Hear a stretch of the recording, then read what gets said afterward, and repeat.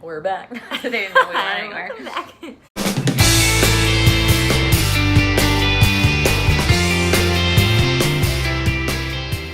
So we have a couple like last tips just from us, from what we've learned along the way.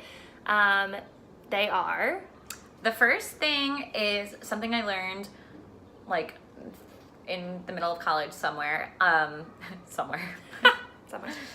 It's just like a really easy guideline and you don't think about it, but you never want your leg to be a different color than your shoe as far as heels go.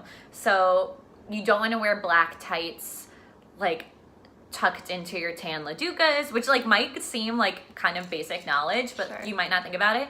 You don't want to wear black Laducas with like a tan leg because all of a sudden it just kind of looks like you have like chunky feet, unless they're boots. I mean, there are exceptions, but you want to... But I feel like with a boot, it's either like bare leg or black tights black or fishnets. tights. Yeah.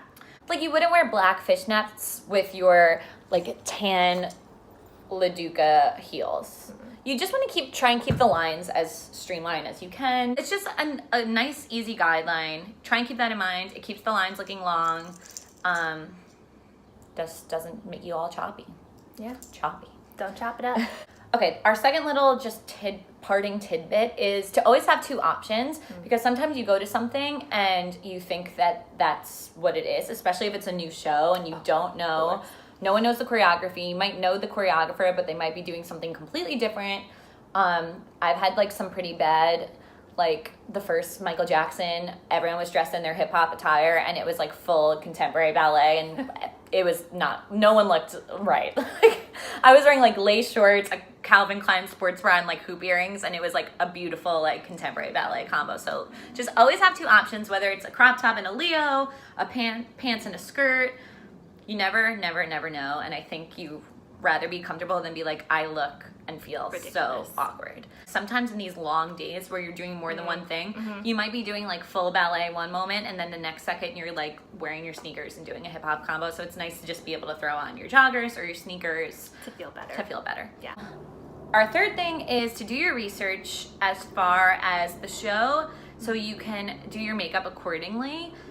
So many of the times it'll be like kind of a natural looking show, day to day type of show. Full beat. And someone will come in, I've been behind the table a couple of times and people will come in with like a full show face on and you're like, well, you kind of don't look like you would be like a girl on the beach in the 70s because like you're wearing like lashes and this big lip and of course you could do whatever makes you comfortable, but it is nice to do the research, look what you're going in for, and do your makeup accordingly, because something like a Moulin Rouge where, you're going to wear lashes, you're going to wear like winged eyeliner and like dark lips, that is appropriate for that, but that is not appropriate for like the prom.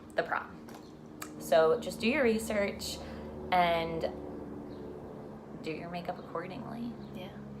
I would probably say like natural, err on the side of natural, unless it really, really, really, really calls for a look.